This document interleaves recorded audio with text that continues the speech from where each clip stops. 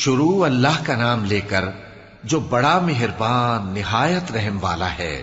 ستارے کی قسم جب غائب ہونے لگے کہ تمہارے رفیق یعنی ہمارے نبی نہ رستہ بھولے ہیں نہ بھٹکے ہیں اور نہ یہ خواہش نفس سے کچھ بولتے ہیں۔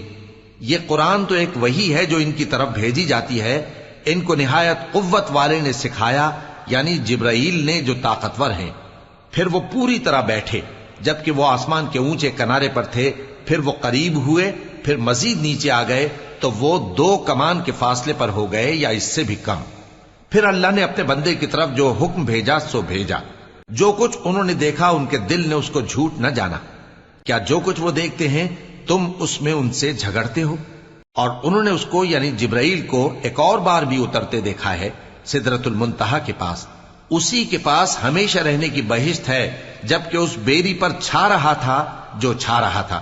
ان کی آنکھ نہ تو اور طرف مائل ہوئی اور نہ حد سے آگے بڑھی۔ انہوں نے اپنے پروردگار کی قدرت کی بہت ہی بڑی بڑی نشانیاں دیکھی۔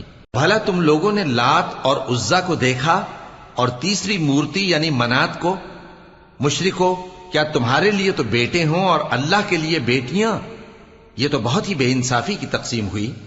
وہ تو صرف نام ہی نام ہے جو تم نے اور تمہارے باپ دادا نے رکھ لیے ہیں، اللہ نے تو ان کی کوئی سند نازل نہیں کی۔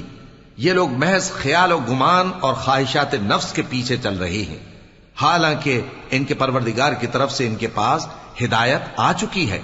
کیا جس چیز کی انسان آرزو کرتا ہے وہ اسے ضرور ملتی ہے؟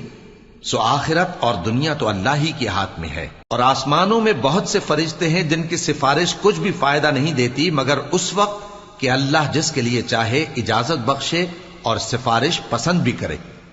جو لوگ آخرت پر ایمان نہیں لاتے وہ فرشتوں کو لڑکیوں کے نام سے موسوم کرتے ہیں، حالانکہ ان کو اس کی کچھ خبر نہیں۔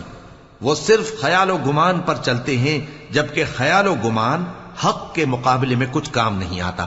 تو جو ہماری یاد سے روگردانی کرے اور صرف دنیا ہی کی زندگی کا خواہاں ہو اس سے تم بھی منہ پھیر لو۔ ان کے علم کی یہی انتہا ہے۔ تمہارا پروردگار اس کو بھی خوب جانتا ہے جو اس کے رستے سے بھٹک گیا، اور اس سے بھی خوب واقف ہے جو رستے پر چلا۔ اور جو کچھ آسمانوں میں ہے اور جو کچھ زمین میں ہے سب اللہ ہی کا ہے، اور اس نے خلقت کو اس لیے پیدا کیا ہے کہ جن لوگوں نے برے کام کیے ان کو ان کے اعمال کا بدلہ دے، اور جنہوں نے نیکیاں کی ان کو نیک بدلہ دے۔ جو صغیرہ گناہوں کے سوا بڑے بڑے گناہوں اور بے حیائی کی باتوں سے اجتناب کرتے ہیں، بے شک تمہارا پروردگار بڑی بخشش والا ہے۔ وہ تم کو خوب جانتا ہے۔ جب اس نے تم کو مٹی سے پیدا کیا اور جب تم اپنی ماؤں کے پیٹ میں بچے تھے تو اپنے آپ کو پاک صاف نہ جتاؤ۔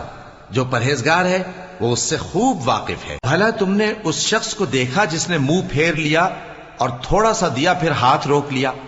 کیا اس کے پاس غیب کا علم ہے کہ وہ اسے دیکھ رہا ہے؟ کیا جو باتیں موسیٰ کے صحیفوں میں ہیں ان کی اس کو خبر نہیں پہنچی؟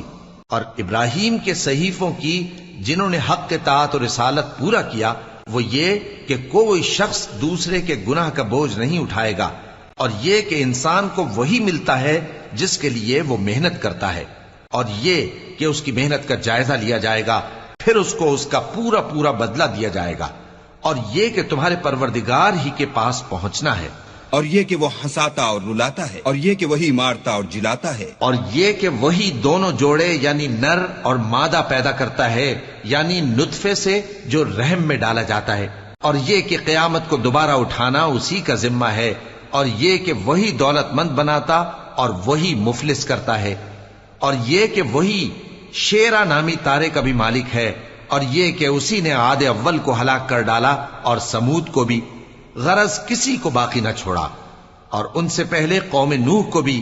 کچھ شک نہیں کہ وہ لوگ بڑے ہی ظالم اور بڑے ہی سرکش تھے، اور اسی نے الٹی ہوئی بستیوں کو دے پٹکا، پھر ان پر جو چیز چھا گئی سو چھا گئی۔